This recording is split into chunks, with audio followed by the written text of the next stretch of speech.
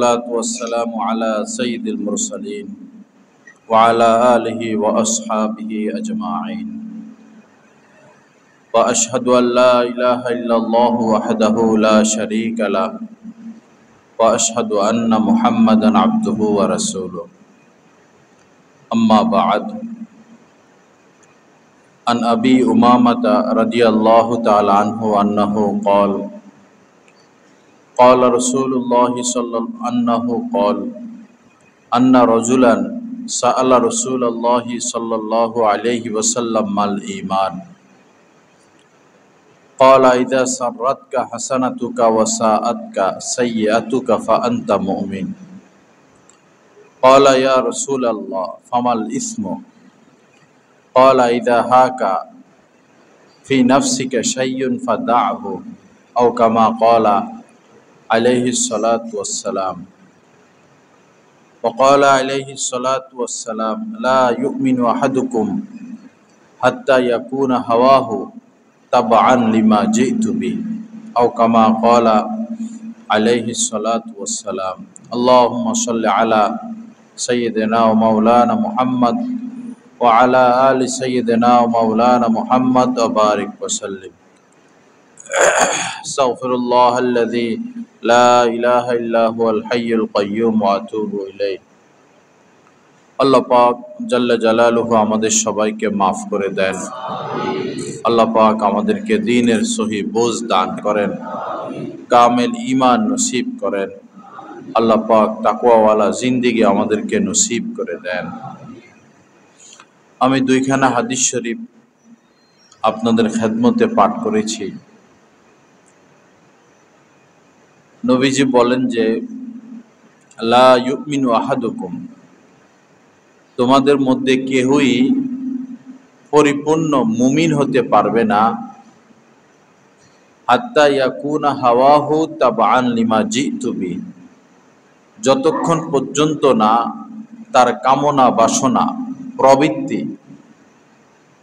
প্রবৃত্তি কামনা বাসনা আমার আনিত দিন মোতাবেক হবে। অর্থাৎ আমাদের যত কামনা বাসনা, চাহিদা, ইচ্ছা, অনুরাগ যখন আল্লাহর রাসূলের দিন মোতাবেক হবে, সুন্নত শরীয়ত মোতাবেক হবে, তখন আমরা পরিপূর্ণ মুমিন হতে পারব। কামনা বাসনা কেউ কোরবান করে দিতে হবে, চাহিদা কেউ কোরবান করে দিতে হবে, মনের আশাকে কোরবান করে দিতে হবে, চাহিদাকে আল্লাহর দ্বীনের সামনে কোরবান করে দিতে হবে। আমার চাহিদা না, আল্লাহ রাসূলের চাহিদাই চাহিদা। আমার আশা আকাঙ্ক্ষা বলতে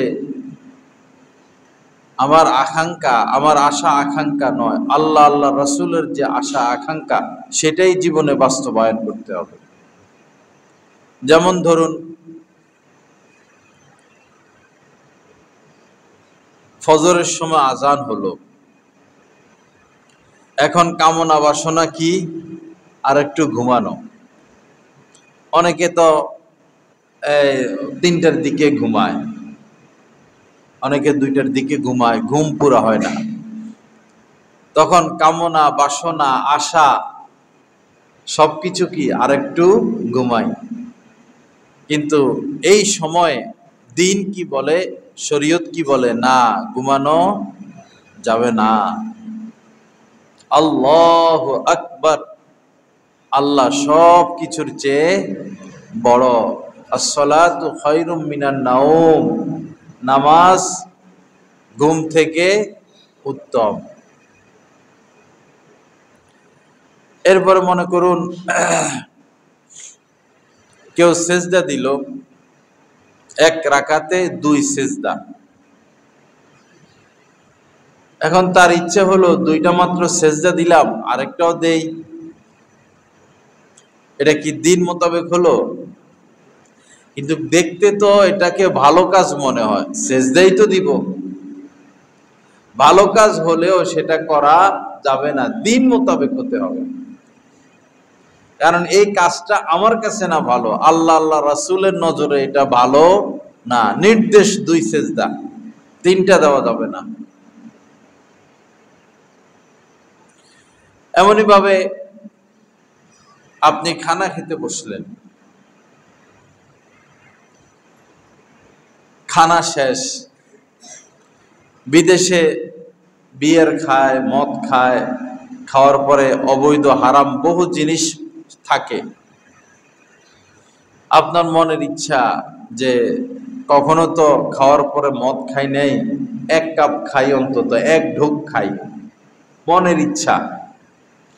এই ক্ষেত্রে আল্লাহ আল্লাহ রাসূলের কি ইচ্ছা? খাওয়া যাবে না, এটাই দিন। আমার কামনা বাসনাকে আমি জলাঞ্জলি দিয়ে দিব, কোরবান করে দিব। কেউ লুঙ্গি পরলো বা প্যান্ট পরলো,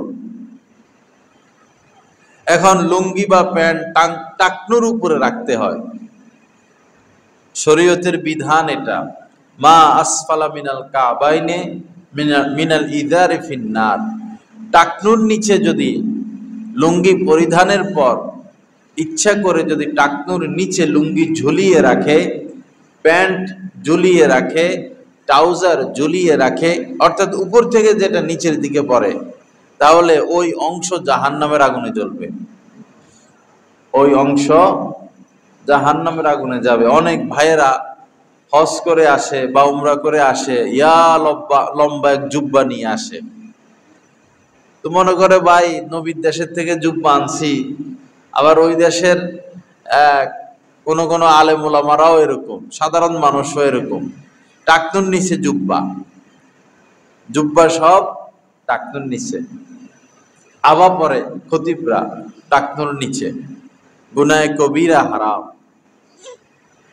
এখন আপনারও মন চাচ্ছে প্যান্টটা পরলাম, লুঙ্গিটা পরলাম, আমি সম্মানিত মানুষ, তো কাপড়টা ঝুলাইয়া দেই, টাকনুর নিচে দিয়ে দেই। এটা কি দিন মোতাবেক না আমার চাহিদা মোতাবেক? এটা আমার চাহিদা, কিন্তু আল্লাহ আল্লাহ রাসূলের চাহিদা হলো টাকনুর উপরে পরো, আমার জন্য কোরবান হও, উৎসর্গ হও, উৎসর্গিত হতে থাকো আমার জন্য। 24টা ঘন্টাই আমাদেরকে উৎসর্গিত হতে হবে, উৎসর্গ করতে হবে আমার নফসকে, আমার চাহিদাকে। আল্লাহ আমাদেরকে তৌফিক দান করেন। কোনো কারণে রাগ উঠলো, কোনো কারণে রাগ উঠলো, এখন যার প্রতি রাগ উঠলো তাকে থাপ্পড় দিতে মন চাচ্ছে, কিল ঘুষি লাথি দিতে মন চাচ্ছে, অথবা গালি দিতে মন চাচ্ছে মনে মনে। এই ক্ষেত্রে দিন কি বলে, শরীয়ত কি বলে? যে তাকে মাফ করে দাও, রাগ কন্ট্রোল করো। রাগ উঠা নিষেধ না, রাগ প্রয়োগ নিষেধ। রাগ উঠা নিষেধ না, রাগকে প্রয়োগ করা নিষেধ। রাগ উঠতেই পারে, রাগ উঠছে, এখন তার নাক ফাটাইয়া ফেলতে মন চাইতেছে, কিন্তু আল্লাহ আল্লাহ রাসূলের এই মুহূর্তে চাহিদা হলো তাকে মাফ করে দাও, তাকে মাফ করে দাও। লা ইউমিনু আহাদুকুম হাত্তা ইয়াকুনা হাওয়াহু, হাওয়া মানে এই প্রবৃত্তি, চাহিদা, কামনা বাসনা, যতক্ষণ পর্যন্ত না আমার কামনা বাসনা শরীয়ত মোতাবেক হবে, দিন মোতাবেক হবে, আল্লাহ আল্লাহর রাসূলের চাহিদা মোতাবেক হবে, ততক্ষণ পর্যন্ত আমরা মুমিন হতে পারবো না। চাহিদা মোতাবেক হতে হবে আমাদের কামনা বাসনা। রাস্তায় গেলাম, এখন কোনো মহিলা আসতেছে, কোনো মেয়ে আসতেছে, তো কামনা বাসনা এই যে তাকে দেখি, এই কামনা বাসনা বড় কঠিন। যুয়্যিনা লিন-নাসি হুব্বুশ শাহওয়াত মিনান নিসা, নারীর প্রতি পুরুষের অন্তরে আকর্ষণ এবং পুরুষের প্রতি নারীর অন্তরে আকর্ষণ, এটা সৃষ্টিগতভাবে বান্দাকে পরীক্ষা করার জন্য, বান্দাকে পরীক্ষা করার জন্য, কদমে কদমে পরীক্ষা, নিঃশ্বাসে নিঃশ্বাসে পরীক্ষা। ওয়ালা নাবলু আন্নাকুম বিশাইইম মিনাল খাউফি ওয়াল জুই ওয়া নাকসিম মিনাল আমওয়ালি ওয়াল আনফুসি ওয়াস সামারাত। অনেক কথা, অবশ্যই আমি পরীক্ষা করব। আল্লাহ পাক বলেন অবশ্যই অবশ্যই আমি পরীক্ষা করব। এই পরীক্ষা তাকে দেখতে মন চাচ্ছে, এখন আল্লাহ আল্লাহ রাসূল চাচ্ছেন, তার দিকে তাকায়ও না, আর আমার প্রবৃত্তি চাহিদা বলতেছে তাকে দেখো।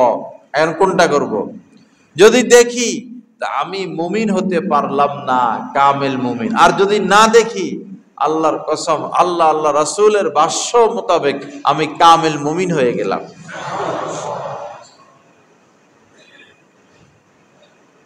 আল্লাহ পাক আমাদেরকে কদম কদম নিজেকে এভাবে মিটানোর তৌফিক দান করেন, দিন মোতাবেক চলার তৌফিক দান করেন।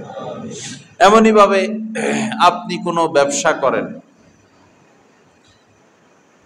এখন কোন ব্যাংকের ম্যানেজার এসে আপনার পিছনে গুড়গুড় গুড়গুড় করে। একটা ছোট থেকে ছোট দোকানে একজন ম্যানেজার কিভাবে আসে? তার কি একটা অবস্থান নাই সমাজে সিসি নেওয়ার জন্য? আসলো, বলতেছে ব্যবসা বাণিজ্য তো চলতেছে, আরেকটা দোকান দেন বা মাল আরো উঠান, আমরা সুদমুক্ত ব্যাংক। একদম ঠা মিথ্যা কথা। বাংলাদেশে কোনো ব্যাংক সুদমুক্ত না। বাংলাদেশের কোনো ব্যাংক, এই ব্যাংক বলেন, সেই ব্যাংক বলেন, ওই ব্যাংক বলেন, কোনো ব্যাংক সুদমুক্ত না।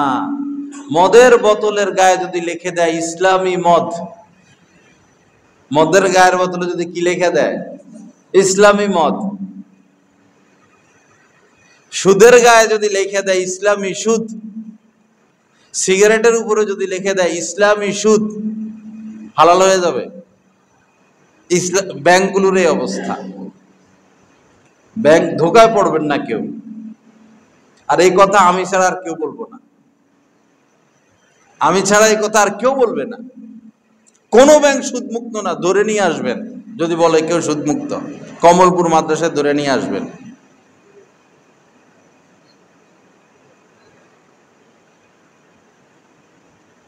এখন আপনি দোকানে আইসা গুড়গুড় গুড়গুড় গুড়গুড় সিসি নেন, মাল তো কম কম দেখা যাচ্ছে, তাক এটা খালি, এখানে আরেকটা তাক বসাইতে পারেন, কিছু মাল উঠাইতে পারেন। আপনি তো ব্যবসা বাণিজ্য ভালোই বুঝেন, আরেকটা শাখা খোলেন, এইগুলা বইলা হাওয়া দেয়। তখন জিহ্বায় পানি চলে আসে। ব্যবসায়ীদের পানি কোথায় আসে? জিহ্বায় আসে, মনে আসে। ঠিকই তো, মাল আরো উঠাইলে কাস্টমার আরো হবে, আরেকটা ব্যবসা, আরেকটা শাখা খুললে আরেকটা ব্যবসা বাড়বে। কার ফাঁদে পড়লো? শয়তানের ফাঁদে পড়লো। শয়তানের ফাঁদে পড়ে গেল সিসিটিসি উঠাইলো। এটা কি নফস মোতাবেক হলো না দিন মোতাবেক হলো? যখন এটা নফস মোতাবেক হয়ে গেল, আমার প্রবৃত্তি মোতাবেক হয়ে গেল, তাহলে আমি পরিপূর্ণ মুমিন না। আর হাজার ম্যানেজার আসবে, হাজার সুযোগ সুবিধা আসবে, হাজার প্রস্তাব আসবে, আমারও মন চাচ্ছে সেদিকে ধাবিত হতে, কিন্তু আমি তো আল্লাহকে ভয় করি। আল্লাহ তো দেখতেছেন, আল্লাহর সাথে আছেন। আল্লাহর ভয়ে, আল্লাহর রাসূলের চাহিদা মোতাবেক আমি গেলাম না, সুদ নিলাম না, তাহলে আমি কি হয়ে গেলাম? পরিপূর্ণ মুমিন হয়ে গেলাম, পরিপূর্ণ মুমিন হয়ে গেলাম। দাঁড়িয়ে উঠতেছে। এখন বন্ধু বান্ধব আছে, রাজনৈতিক নেতাকর্মী আছে, বান্ধবী আছে, ক্লাসমেট আছে, দাড়ি রাখলে তারা উপহাস করবে, খোঁচা মারবে, হুজুর হয়ে গেছে, মোল্লা হয়ে গেছে, মৌলবাদী হয়ে গেছে, কত কথা বলবে। এবার মনও চাচ্ছে না দাড়ি রাখতে, রাখলাম না, তাহলে আমি দিন মোতাবেক হলাম না, আমি আল্লাহ আল্লাহ রাসূলের ইচ্ছার সামনে নিজেকে কোরবান করতে পারলাম না। আর কে কি বলে বলুক, কে আমার উপরে রাজি আর কে আমার উপরে অরাজি, কে সন্তুষ্ট কে অসন্তুষ্ট, কে গালি দিবে, কে মন্দ বলবে, কে ভালো বলবে, সেটা আমার দেখার বিষয় নয়। আমার তো নজর আল্লাহর দিকে। আমার আল্লাহকে আমাকে রাজি রাখতে হবে, আমার আল্লাহকে আমার খুশি রাখতে হবে। হাজার মানুষের রাজি খুশি আমার লক্ষ্য নয়, একজনের রাজি খুশি আমার লক্ষ্য। দাঁড়িয়ে রেখেই দিলাম, তাহলে আমি কি হয়ে গেলাম? পরিপূর্ণ মুমিন হয়ে গেলাম। আল্লাহ আমাদেরকে তৌফিক দান করেন। এই যে নফসের বিরুদ্ধে কাজ করার এই যোগ্যতা আল্লাহ আমাদের সবাইকে দান করছেন। নফসের বিপরীত চলা, নিজের প্রবৃত্তির চাহিদার বিপরীত চলার তৌফিক, ক্ষমতা, এবিলিটি আল্লাহ আমাদের সবাইকে দিয়েছেন। এজন্যই জান্নাত আর জাহান্নাম, এজন্যই জান্নাত আর জাহান্নাম। আল্লাহ ইবলিসকে বলছিলেন সেজদা করো, সে ইচ্ছা করলে সেজদা করতে পারত, সে করে নাই। যদি করত তাহলে সে চিরমরদুদ হতো না, বিতাড়িত হতো না, সে করে নাই। আল্লাহ বলেছেন উবুদু রাব্বাকা, যে কিয়ামত মৃত্যু আসার আগ পর্যন্ত ইবাদত করো, হাত্তা ইয়াতিয়াকাল ইয়াকিন, উবুদ রাব্বাকা হাত্তা ইয়াতিয়াকাল ইয়াকিন, মৃত্যুর আসার আগ পর্যন্ত ইবাদত করো। তার মানে ইবাদত করার মতো যোগ্যতা আমাদের মধ্যে আছে, তৌফিক আছে। লা ইউকাল্লিফুল্লাহু নাফসান ইল্লা উসআহা, আল্লাহ পাক সাধ্যের বাহিরে কাউকে কোনো নির্দেশ দেন না, সাধ্যের বাহিরে। আমাদের উপরে যে নির্দেশনা কোরআন এবং হাদিসে, সব আমাদের সাধ্যাতীত, সাধ্যাতীত, সাধ্যের বাহিরে না। এজন্যই জাহান্নাম আর জান্নাত আর জাহান্নাম। আল্লাহ আল্লাহ রাসূলের নির্দেশনা মোতাবেক চলবে, অনন্ত অসীমের জন্য জান্নাত। আর বিপরীত চলবে, কাফের হলে অনন্ত অসীমের জন্য জাহান্নাম, আর মুসলমান হলে পাপ অনুযায়ী শাস্তি ভোগ করতে হবে। আল্লাহ পাক আমাদেরকে তৌফিক দান করেন। আল্লাহ পাক আমাদেরকে চাহিদা, নফসের চাহিদার বিরুদ্ধে চলার তৌফিক দান করেন। ইন্নান নাফসা লাআম্মারাতুম বিসসু, কোরআনে কারীমের মধ্যে আল্লাহ পাক বলেছেন এর ভিতরে একটা নফস আছে, এটা মানুষকে টানে সু, পাপের দিকে, এটা মানুষকে পাপের দিকে টানে। এটার কামে এটা, চুম্বকের কামই লোহাকে আকর্ষণ করা, পানির কামই ভিজিয়ে দেওয়া, আগুনের কাজই পুড়িয়ে দেওয়া,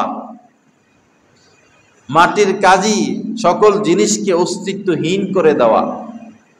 নফসের কাজই পাপের দিকে টানা,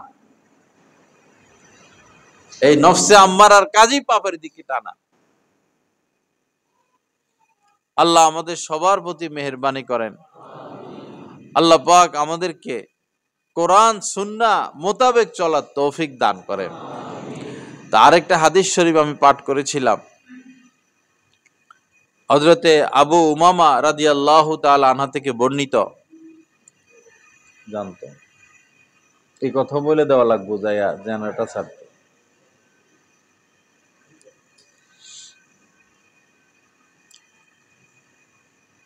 একজন নবীজিকে বললেন যে ইয়া রাসূলুল্লাহ, ঈমান কি জিনিস? মাল ঈমান।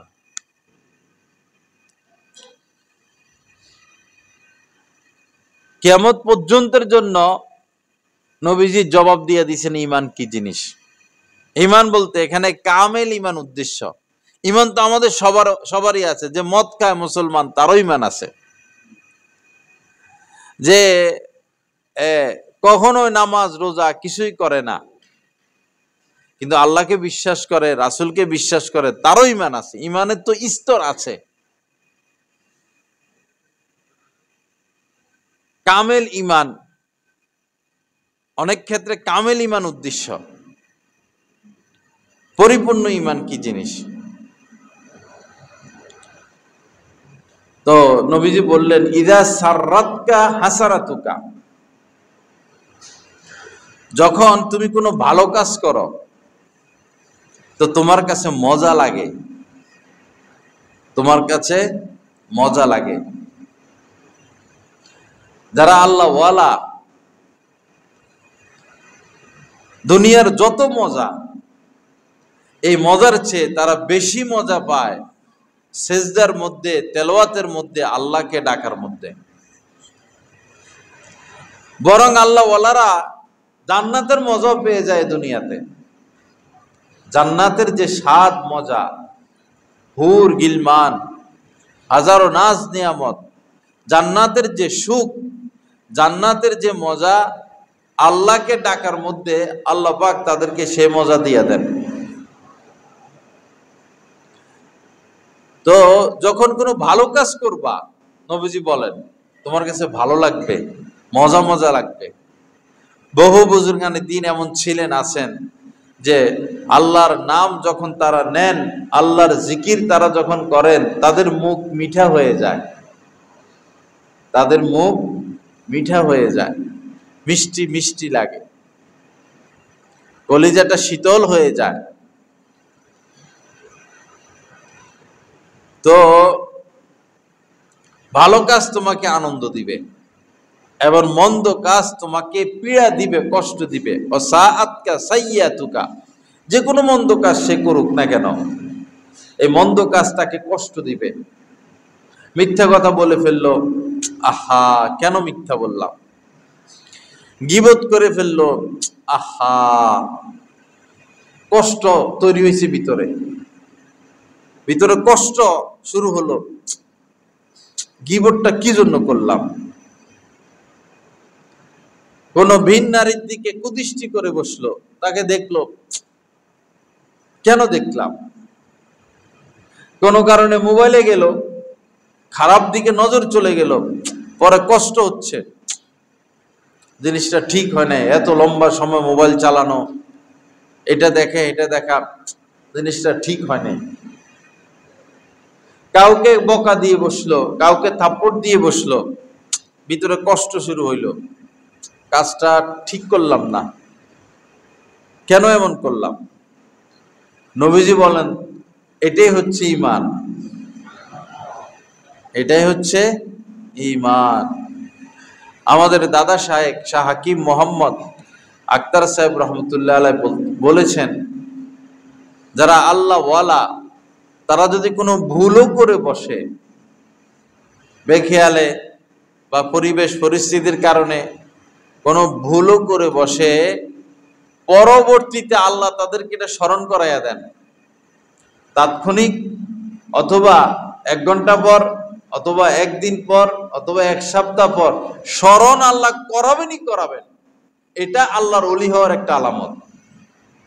এটা আল্লাহর ওলি হওয়ার কি? সাধারণ মানুষ ভুল করতেই থাকে, করতেই থাকে। আল্লাহ ওয়ালারা তো তাদের দ্বারা মাঝে মধ্যে ভুল হবে, ভুল হলেই আল্লাহ তাদেরকে এটা তাৎক্ষণিক ধরিয়ে দেন, অথবা পরে হলেও ধরিয়ে দেন।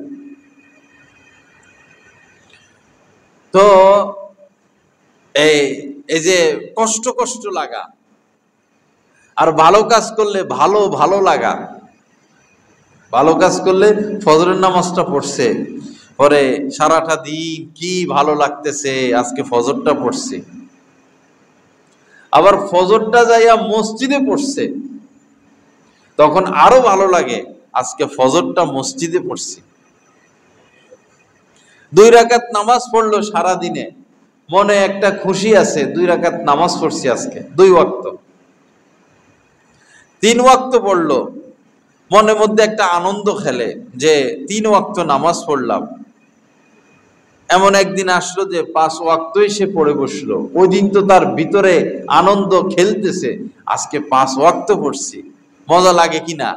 এটাই ইমানের আলামত, এটাই ইমানের আলামত। ইমান আছে আপনার ভিতরে। অনেকে বলে ইমান, মনে হয় আমার ভিতরে ইমান নাই। এ কথা বলা ঠিক না, এ কথা বলা ঠিক না। শয়তান তো ওয়াসওয়াসা দিবেই, শয়তান তো বসে নাই, সে তো চ্যালেঞ্জ করছে, সে তো কাজ করতেছে। বিরামহীন চাকরি, বিরামহীন চাকরি সে নিয়েছে, আমাদেরকে সে জাহান্নামে নিবেই নিবে। আমরা জেনে বুঝে শয়তানের অনুসরণ করি। ওয়ালা তাত্তাবিউ খুতুওয়াতিশ শায়তান, শয়তানের কথা মোতাবেক চলো না, তার পদাঙ্ক অনুসরণ করো না। ইন্নাহু লাকুম আদুউম মুবিন, নিশ্চয়ই সে তোমাদের প্রকাশ্য দুশমন। শয়তান আমাদের প্রকাশ্য দুশমন। ইয়া'মুরুকুম বিল ফাহশা ইয়া'iদুকুমুল ফাকরা ওয়া ইয়া'মুরুকুম বিল ফাহশা, সে দারিদ্রতার ভয় দেখায়।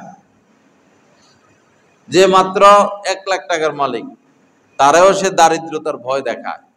আচ্ছা, 1 লাখ টাকার মালিক, দারিদ্রতার ভয় অন্তরে মনে কাজ করাটা স্বাভাবিক। যে 1 কোটি টাকার মালিক, তাকেও শয়তান দারিদ্রতার ভয় দেখায়। সে কেন ভয় পাবে? তার তো 1 কোটি পরিমাণ সম্পদ, কিন্তু সেও ভয়ে কম্পমান, শয়তান তারে ভয় দেখায়। যে 100 কোটি টাকার মালিক, 100 কোটি টাকা পরিমাণ সম্পদের মালিক, তাকেও শয়তান ভয় দেখায়। যে 1000 1 লাখ কোটি টাকা বা সম্পদের মালিক, তাকেও শয়তান ভয় দেখায়, সেও ভয়ে কম্পমান। হায়, কখন ফকির হইয়া যায়, রাস্তায় বসে যায়, আমি মারা গেলে আমার ছেলে মেয়ে কি খাবে, আমি অসুস্থ হলে, হাসপাতালে ভর্তি হলে যদি এত এত টাকা লাগে, যদি বাড়িতে আগুন লাগে, দোকানে আগুন লাগে, ওই ব্যবসা মায়ের খেয়ে, সেই ব্যবসা মায়ের খেয়ে আমার কি হবে? জালেম, 100 কোটি টাকার মালিক, হেও দারিদ্রতার ভয় পায়।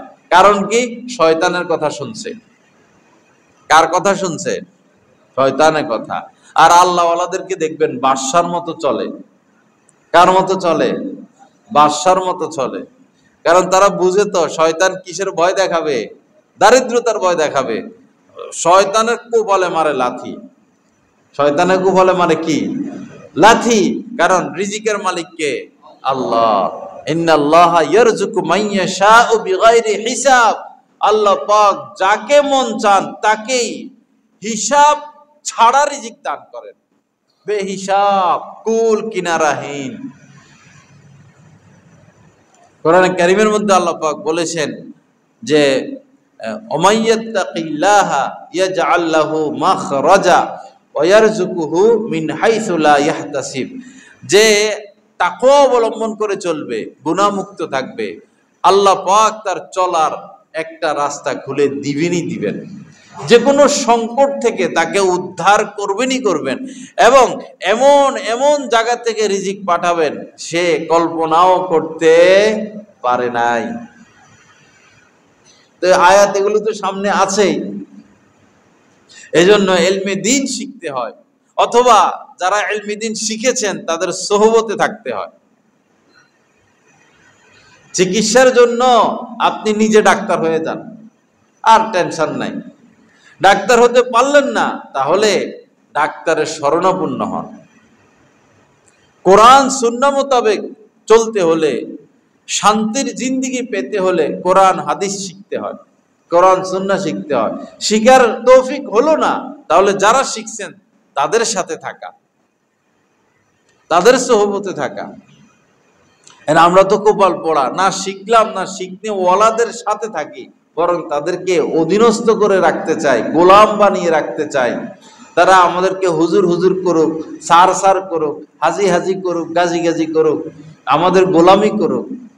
আহা, সবাইকে যদি গোলাম বানিয়ে রাখতে চান, কার থেকে দিন শিখবেন? যে কোনো কিছু শিখতে হলে উস্তাদ মানতে হয়, শীর্ষ হতে হয়। দিন শিখতে হবে আলেমে দিন থেকে। আলেমে দিনকে যদি অধীনস্থ বানাতে চান, গোলাম বানিয়ে রাখতে চান, আলেমে দিন আপনার তোষামতি করুক এটা চান, তো আপনি না ধ্বংস হয়ে গেলেন, আপনি জাহান্নামে গেলেন, আপনার তো দিন শিখার আর কোনো রাস্তা রইল না। এই জন্য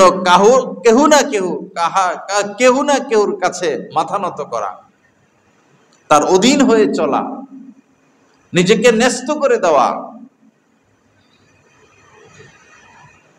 কাল মাইয়িত ফি ইয়াদিল গাসসাল, মৃত ব্যক্তি যেভাবে নিজেকে, যারা মৃত ব্যক্তিকে গোসল করা, মৃত ব্যক্তি যেভাবে নিজেকে গোসল করনেওয়ালাদের কাছে পেশ করে দেয়, হাত উঠাইলে হাত উঠান যায়, কাত করলে কাত, চিত করলে চিত, বসালে বসায়। লাশ যেভাবে নিজেকে ন্যস্ত করে দেয়, কেউ যদি আল্লাহ আল্লাহ রাসূলকে পেতে চায়, সুখের জীবন পেতে চায়, তার উচিত কোন আল্লাহ ওয়ালার সামনে নিজেকে এইভাবে ন্যস্ত করে দেওয়া। যারা বড় হয়েছেন তারা এভাবে ন্যস্ত করে দিয়েছেন, যারা বড় হয়েছেন নিজেকে এভাবে ন্যস্ত করে দিয়েছেন। মুতার যুদ্ধে, বিভিন্ন যুদ্ধে নবীজি একজন কমান্ডার বলেন, একজনকে কমান্ডার বানান, সেনাপ্রধান বানান। মুতার যুদ্ধে প্রথমে একজনের নাম বলছেন যে সে সেনা কমান্ডার, পরে বললেন যে সে যদি শহীদ হয়ে যায় তাহলে আরেকজনের নাম বললেন, পরে আবার বললেন সেও যদি শহীদ হয়ে যায়, আরেকজনের নাম বললেন। জাফর ইবনে আবি তালেব, নবীজির আপন চাচাতো ভাই, ছোট ছোট বাচ্চা ছিল। ইবনে রওয়াহা, আরেকজনের কি যেন নাম, তিনজন, হযরত যায়েদ ইবনে হারেস, তিনজনের নাম বলছেন। এরপরে আবার বলছেন যে এরা তিনজন শহীদ হয়ে গেলে তোমরা তোমাদের মধ্য থেকে আরেকজনকে সেনাপ্রধান বানিয়ে নিবা। তার মানে স্পষ্ট হয়ে গেল এই তিনজন কি হয়ে যাবে, শহীদ হয়ে যাবে, একদম স্পষ্ট। হযরত জাফর রাদিয়াল্লাহু তাআলা আনহু শেষ বিদায় নিচ্ছেন স্ত্রীর থেকে, নিশ্চিত নবীজি যেহেতু আমার নামের পরে আরেকজনকে কমান্ডার বানিয়েছেন, তা আমার শহীদ হওয়া নিশ্চিত। কেমন কথা! স্ত্রী সন্তান থেকে শেষ বিদায় নিচ্ছেন, পরিবার পরিজন থেকে শেষ বিদায় নিচ্ছেন, আর দেখা হবে না, তোমরা আমাকে আর দেখবা না, আমিও তোমাদেরকে আর দেখবো না। আল্লাহ রাসূলের কথার সামনে কিভাবে ন্যস্ত হচ্ছেন। বলতে তো পারতেন, ইয়া রাসূলুল্লাহ আমার জরুরত আছে, আমি এবার যেতে পারবো না, বলতে পারতেন। নবীজি বলতেন ঠিক আছে তুমি যেও না। জেনে শুনেই তো মৃত্যুর দিকে অগ্রসর হলেন, কিভাবে ন্যস্ত করলেন নিজেকে। আমাদের উচিত কোন আল্লাহ ওয়ালার সামনে নিজেকে এভাবে ন্যস্ত করা।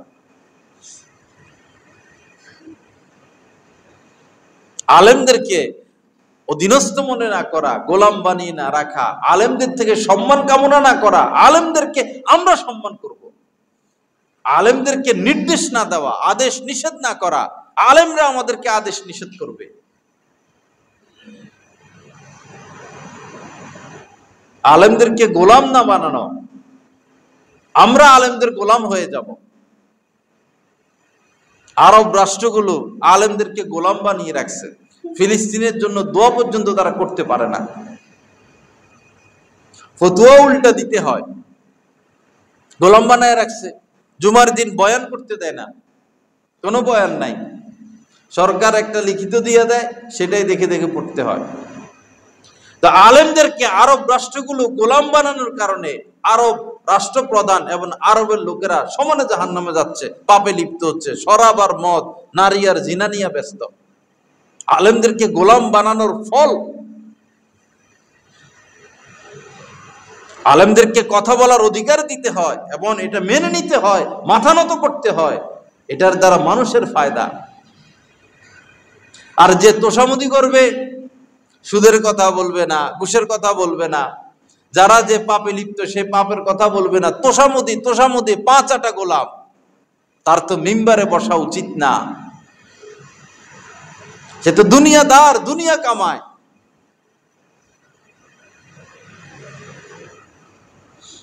লা ইলাহা ইল্লাল্লাহ। আল্লাহ পাক সহিহ বুঝ দান করেন, আল্লাহ পাক হক্কানি আলেম চিনার তৌফিক দান করেন, হক্কানি আলেমদের সাথী হওয়ার তৌফিক দান করেন, তাদের সহযোগী হওয়ার তৌফিক দান করেন, হক্কানি আলেম ওলামাদের সহযোগী হওয়ার তৌফিক দান করেন। তো নবীজি কি বললেন? ইদা সাররাতকা হাসানাতুকা ওয়া সাআতকা সাইয়্যাতুকা ফা আনতা মুমিন। যখন ভালো কাজ করলে ভালো ভালো লাগে, মজা মজা লাগে, আত্মতৃপ্তি আসে, স্বাদ লাগে। আর পাপের কাজ করলে কেন করলাম, ঠিক হয় নাই, কষ্ট কষ্ট লাগে, অন্তরটা ঘোলা ঘোলা লাগে, পেরেশানি লাগে। নবীজি বললেন তাহলেই তুমি মুমিন। এরপরে সাহাবী বললেন, ইয়া রাসূলুল্লাহ ফামাল ইসম, গুনাহ কি জিনিস? নবীজি বললেন, ইদা হাকা ফি নাফসিকা শাইউন, যখন কোনো কাজ করতে তোমার মনে খটকা লাগে। কেউ এসে মদের বোতল দিল, খাও ফ্রি, খাইতে খটকা লাগবে কিনা? যে ধূমপান করে না তাকে যদি ধূমপান এনে দেয় আর সে যদি ধূমপান শুরু করে, খটকা লাগবে কিনা? লাগবে। যে মিথ্যা বলে না সে যদি কোনো কারণে মিথ্যা বলতে প্রস্তুতি নেয়, খটকা লাগবে। যে কুদৃষ্টি করে না, যে মোবাইলে খারাপ জিনিস দেখে না, যে কাউকে কষ্ট দেয় না, যে কাউকে গালি দেয় না, সে যদি এই কাজগুলো করতে যায়, করার উপক্রম হয়, তো তার মনে কি লাগবে? খটকা লাগবে। নবীজি বলেন যে এটাই গুনাহ। ফাদাহু, সেটা ছেড়ে দাও। ফাদাহু, সেটা ছেড়ে দাও, গুনাহ ছেড়ে দাও। ইবাদতের ক্ষেত্রে আল্লাহ পাক বলেছেন যে মাস্তাতাতুম, সাধ্য মোতাবেক। ইবাদতের ক্ষেত্রে সাধ্য মোতাবেক, ফরজ ওয়াজিবের পর সাধ্য মোতাবেক। আর গুনাহ ছাড়ার ক্ষেত্রে আল্লাহ পাক বলছেন ওয়াজারু যাহিরাল ইসমি ওয়া বাতিনা, সব গুনাহ বলতে কিছু রাখা যাবে না, অপরাধ বলতে কিছু রাখা যাবে না। অপরাধ, শতভাগ অপরাধ মুক্ত হতে হবে। আর ইবাদত সাধ্য মোতাবেক, মাস্তাতাতুম। আত্তাকুল্লাহা মাস্তাতাতুম। আল্লাহ পাক আমাদেরকে তৌফিক দান করেন, আল্লাহ পাক আমাদের প্রতি মেহেরবানি করেন, গুনাহ মুক্ত জিন্দেগি নসিব করেন। আসুন ভাই একটু অগ্রসর হই, হক্কানি আলেম ওলামাদের সাথে থাকি, তাদেরকে মহব্বত করি, উঠা বসা করি। এটাও নাজাতের জরিয়া। কোন আলেমান, নবীজি বলেছেন সবাই আলেম হয়ে যাও। নাজাত পেতে হলে সবাই, সব নারী পুরুষ সব আলেম হও। কোন আলেমান, তোমরা সবাই আলেম হয়ে যাও। আও মুতাআল্লিমান, সবাই তো আলেম হওয়া সম্ভব না। যদি এই কথা শুধু নবীজি বলতেন কোন আলেমান, তাহলে আমরা সারাদিন শুধু আলেম হওয়ার পিছনে পড়ে থাকা লাগতো। পরে বলছেন যে আও মুতাআল্লিমান, সবাই তো আর আলেম হতে পারবা না, সবার মেধাও ওরকম থাকবে না, শক্তি সামর্থ্য ওরকম থাকবে না। আচ্ছা ঠিক আছে, তাহলে আলেমের ছাত্র হয়ে যাও, কোনো একজন আলেমের শিষ্য হয়ে জীবন কাটাও, কোনো একজন আলেমকে অনুকরণ করো। আও মুতাআল্লিমান, কোন আলেমান, আও মুতাআল্লিমান, আও মুস্তামিআন, অথবা আলেমের কথা শুনো, তার আলোচনা শুনো, শুনতে থাকো। আও মুস্তামিয়ান, আও মুহিব্বান, অথবা কোনো আলেমকে মহব্বত করো, ভালোবাসো। আলেমদের প্রতি আমাদের ভালোবাসা লাগে না, ওই দুই বেডির প্রতি ভালোবাসা, যারা দেশকে শেষ করে দিছে এদের প্রতি ভালোবাসা। এত খারাপ কাম করার পরেও কেমনে মানুষের তাদের প্রতি ভালোবাসা জন্মায়, বুঝে আসে না।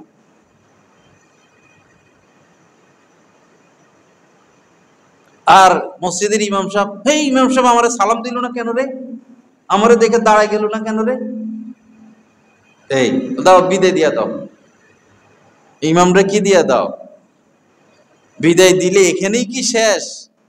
কিয়ামতের ময়দানে কি আবার বসতে হবে না? হবে,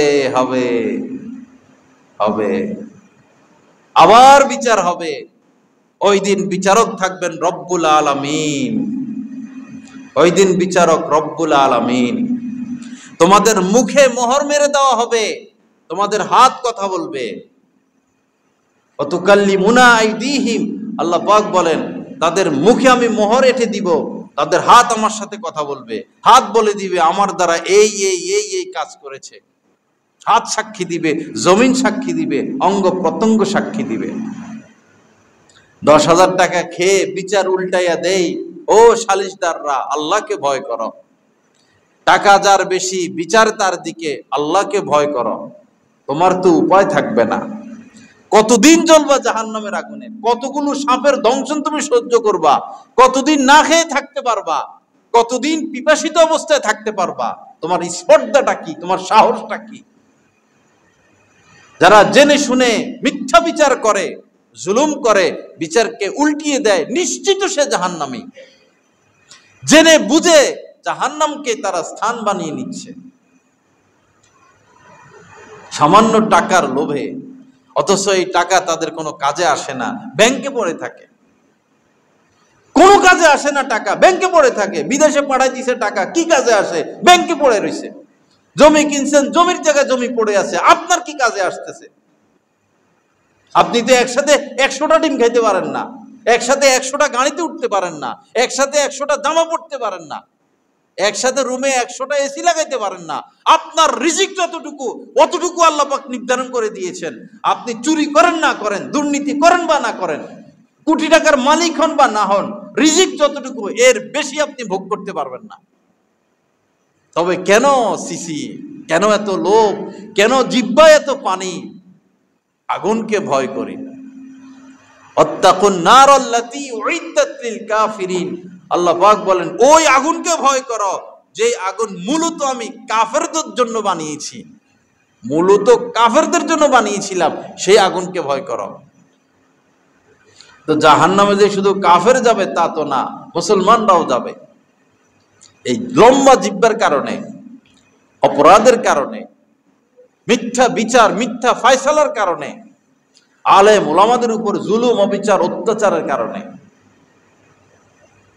পলানো তো লাগতো না, কাজ তো কিছু করছে, কাজ তো কিছু করছে, ভালো কাজও তো করছে, পলাইলো কেন?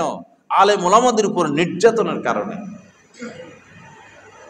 আলেম ওলামাদের জিহ্বা টেনে ধরতে চেয়েছিল, কওমি মাদ্রাসা ধ্বংস করতে চেয়েছিল, কওমি মাদ্রাসার সিলেবাস তছনছ করতে চেয়েছিল, স্কুল কলেজের সিলেবাসকে তো তছনছ করে দিছে।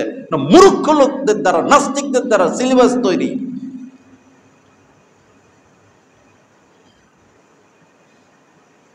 পলানো তো লাগতো না, কেন এই সমস্ত অপরাধ? স্কুল কলেজে ধর্মীয় একটা শিক্ষা থাকলে কি ক্ষতি? গায়ে আগুন লাগে কেন তোদের? ছেলে মেয়েরা যদি দিন শিখে, ধর্ম শিখে, শিরক থেকে বাঁচে, কোরআন হাদিস কিছু শিখে, একটা ঘন্টা যদি ইসলাম বই থাকে, তোর গায়ে আগুন লাগে কেন রে? তুই এত খারাপ কেন? বুঝ, এখন কর্মফল ভোগ কর। শত মানুষের জুতার বাড়ি আর তোদের কপালে। কেন ইসলাম শিক্ষা সরাইলি সিলেবাস থেকে? ছেলে মেয়েকে নাস্তিকতার দিকে কেন ঠেলে দিলি? ওই চোরেরা, চুরির মতো নিকৃষ্ট কাজ যারা করতে পারে, তাদের প্রতি মানুষের ভালোবাসা, তোমাদের কপালে থুতু। কে চুরি করে নাই? কয়টা চুরি করে নাই? কয়জন এমপি মন্ত্রী পেশ করতে পারবেন চোর না চুরি করে নাই? চোর চুরি করে যাবে জাহান্নামে, চোরকে ভালোবেসে তোমরাও যাবে জাহান্নামে। তওবা করো, তওবা করো, ফিরে আসো, তওবা করো, আল্লাহকে ভালোবাসো, রাসূলকে ভালোবাসো, হক্কানি আলেম ওলামাদেরকে ভালোবাসো। কন্টাকি মোল্লাকে নয়, সুরালা মোল্লাকে নয়, হক্কানি আলেম ওলামাকে ভালোবাসো। হক্কানি আলেম ওলামা মাহফিলে গেলে মানুষ নাই, আর কন্টাকি মোল্লা, গলাবাজ মোল্লা আসলে জায়গা নাই। সব জায়গায় ক্যান্সার, সব জায়গায় সমস্যা। আল্লাহ পাক সহি বুঝ দান করেন। আল্লাহ পাক আমাদেরকে মাফ করে দেন, গুনাহ মুক্ত জিন্দেগি নসিব করেন, হককে হক বলে দেওয়ার তৌফিক দান করেন, না হককে না হক বলে দেওয়ার তৌফিক দান করেন। ওয়া আখিরু দাওয়ানা আলহামদুলিল্লাহি রাব্বিল আলামিন ওয়া সাল্লাল্লাহু আলা নবিয়্যিল কারীম।